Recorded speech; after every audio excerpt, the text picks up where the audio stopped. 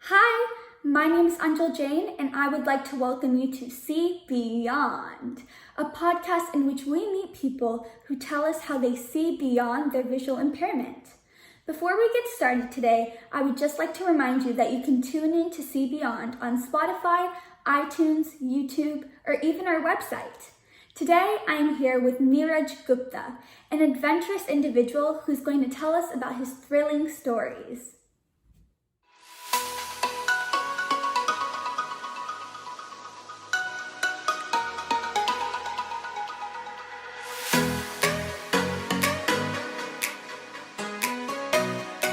Hi, how are you doing? Yeah, good. How you doing, Angel?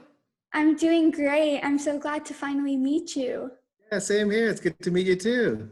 Yeah. Thank So you do for you want, having me. oh, thank you for coming. Yeah.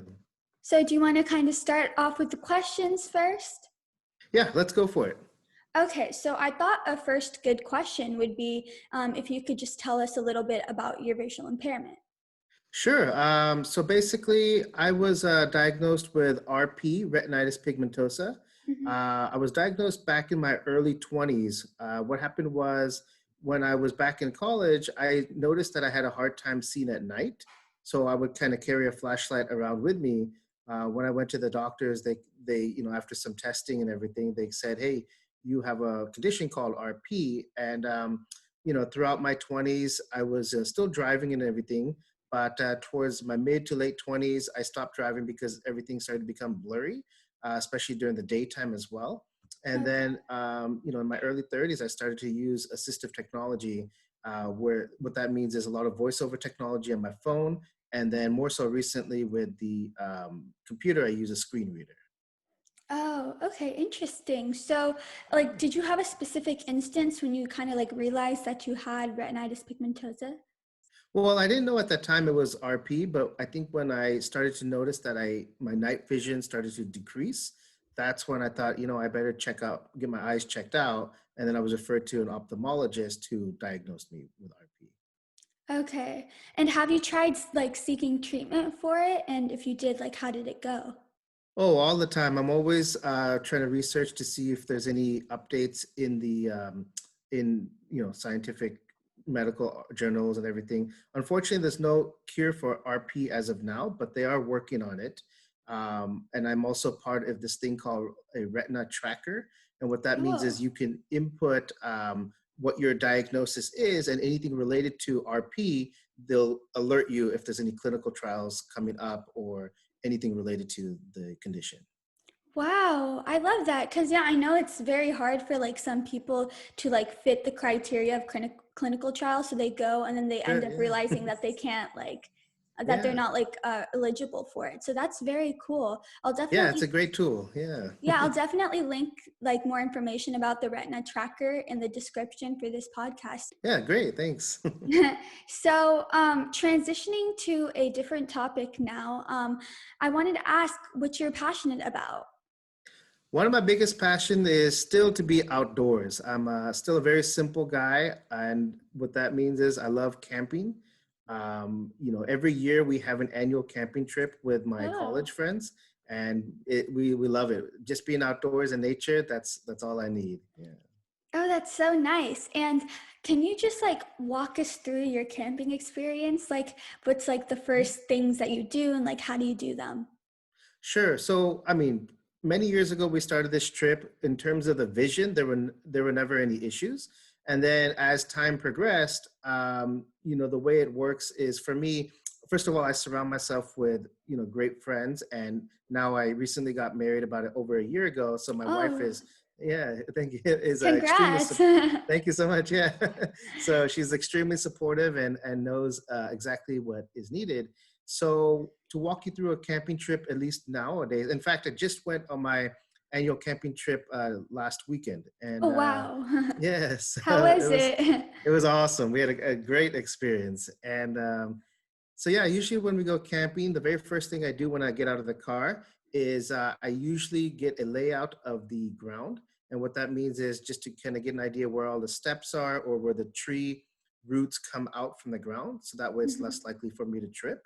And I'll also kind of get an idea of where's the closest bathroom and just generally where the bench and the fire pit are. That's usually what comes with a campsite anyway. And then from there, basically we set up the tent, pretty simple one we recently got. And then after that, we set up the food, the drinks, and we go straight into the lake. And what that means is there's a trail from our campsite directly to the lake. Mhm. And for me, my friends and my wife even always find me a tree branch, like a tree stick that helps guide me when I walk on the trail.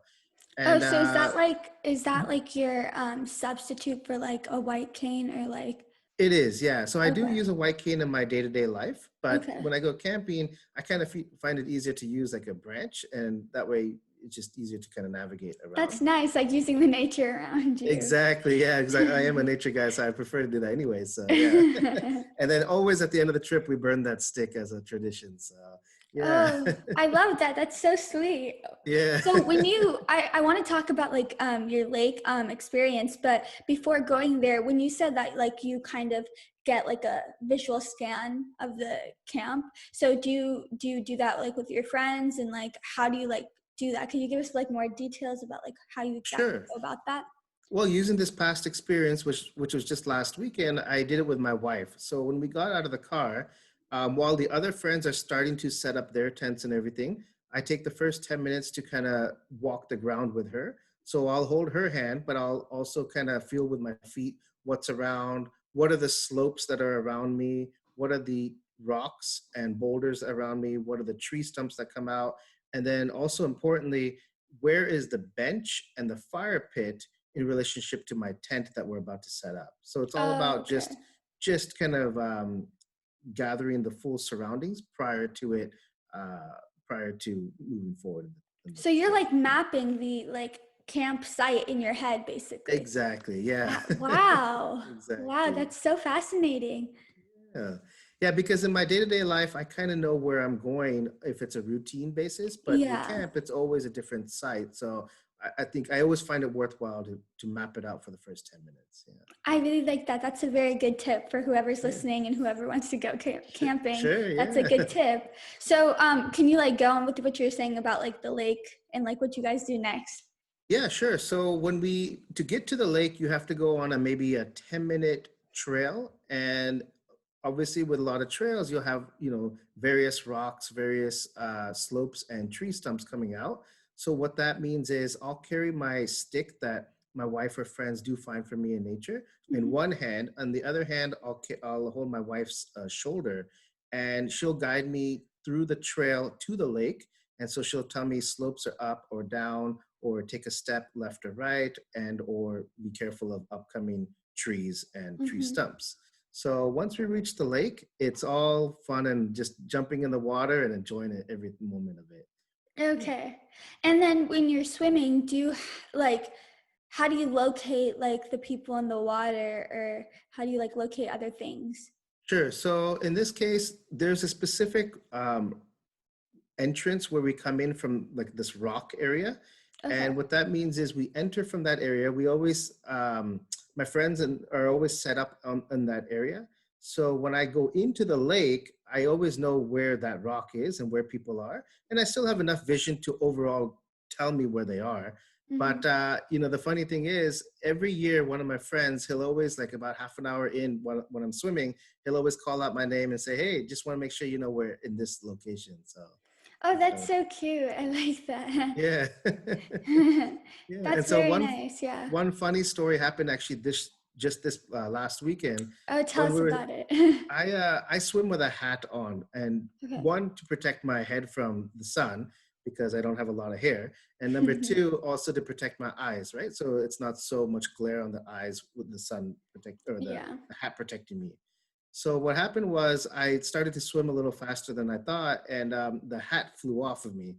And I was the only one in the water at that time where everybody was mostly by the rocks. And so then I called out to my wife and the friends. I said, "Hey, does anybody know where my hat is?" So it somehow floated a good maybe 25 feet away from me. So they were all like cheering me on. Hey, swim right, swim left, swim right, swim left. They're just, and every few seconds I would stop just to hear what they're saying and go in that direction. And before I knew it, even other outsiders were also kind of cheering me on. Oh my And they're God. like, keep going, keep going. And I don't know if the other outsiders knew I was visually impaired, but my friends did, and my wife. So then finally, when I got closer, I finally grabbed the hat, put it on my head, and swam back home. So Oh, wow. yeah, Wow. I love yeah, that story. It's so funny. I yeah. love how like the outsiders started cheering for you too. Yeah, I was like, oh my God, what happened here? Who are these people screaming? Yeah. At first it confused me. I'm like, well, what direction do I go back? But then I realized it was all for fun. So yeah. Yeah. Okay, so it was great listening about your camping experience. I love all your stories. It's so fun to listen to. Yeah, thank you. So I wanted to transition over to your academic passion. What is your academic passion? Sure. So I actually have an undergrad in psychology, and I did my MBA in business. So for about the past 10 years, I was working in San Francisco as an operations and finance manager.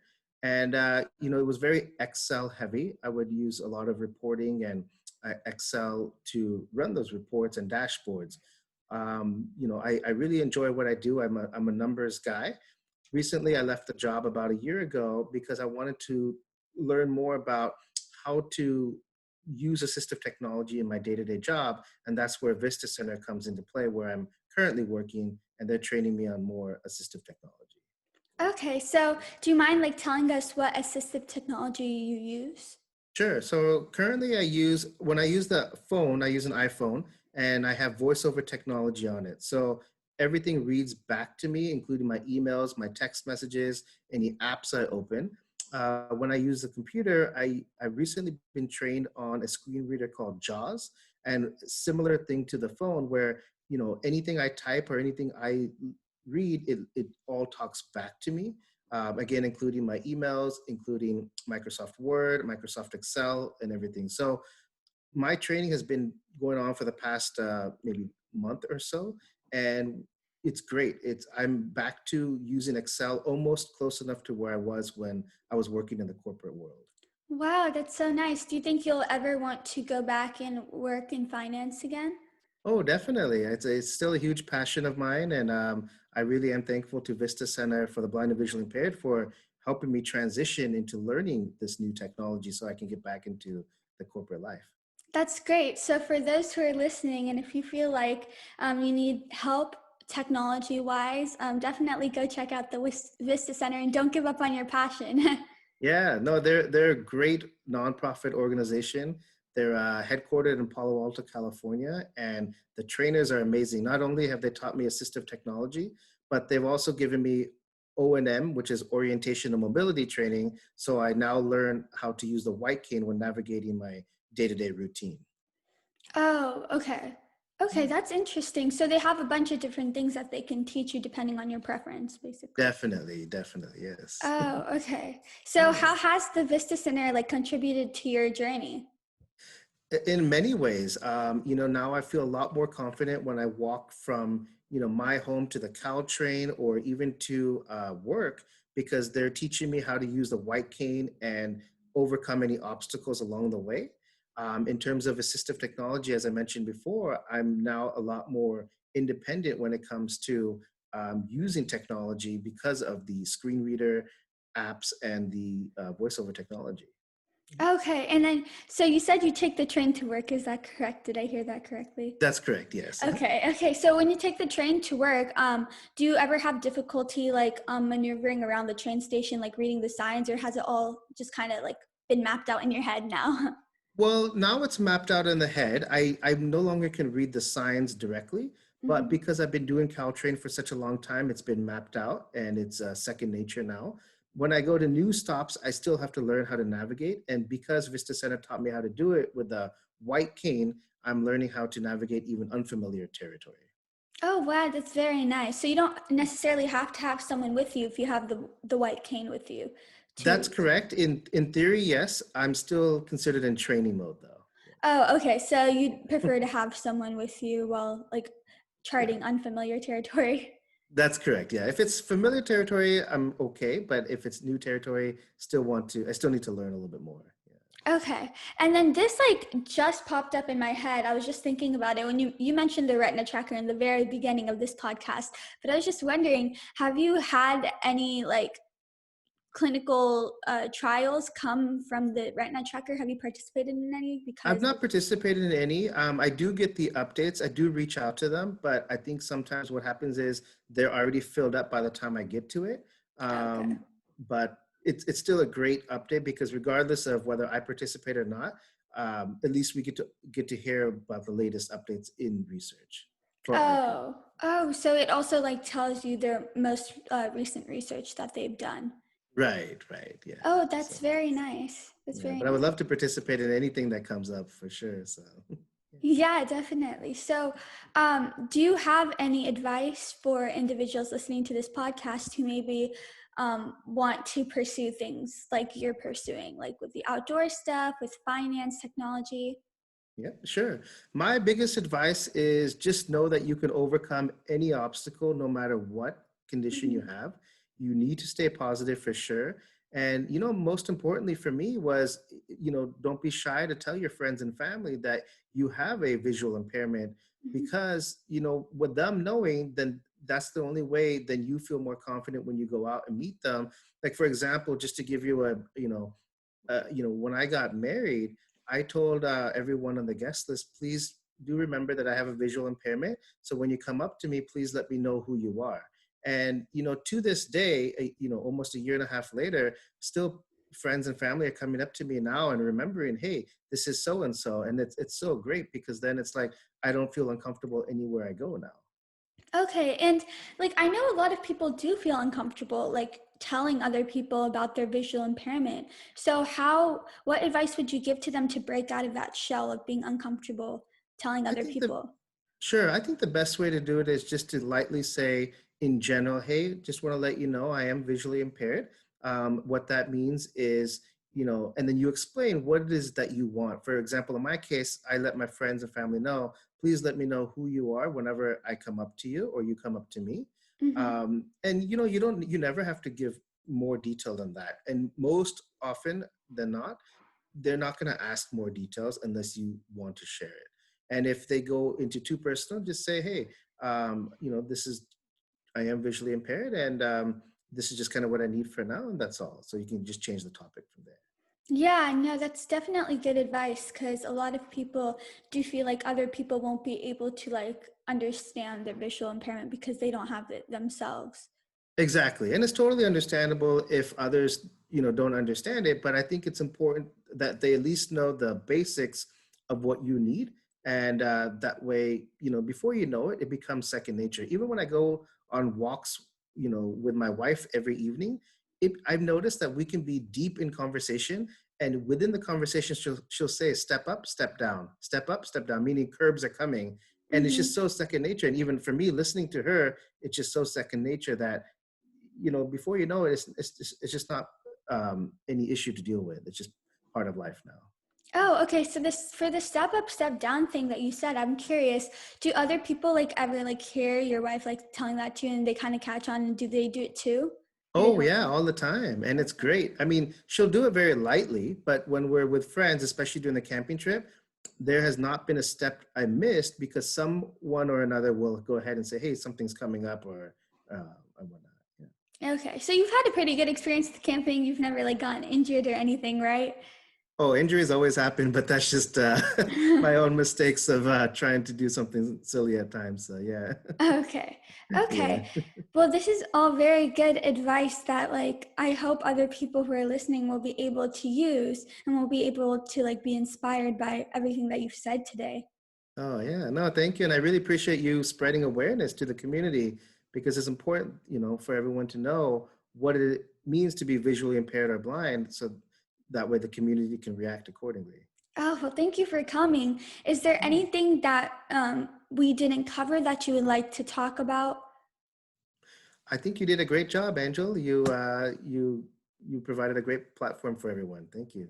Okay, well, thank you so much for coming today. And as we're kind of nearing the end of the podcast, if you enjoyed this episode, please be sure to subscribe so you're notified when a new episode is posted. Rate and review this podcast and share it with your friends. Thank you so much for listening, and I hope you're leaving with some great things that will help you see beyond.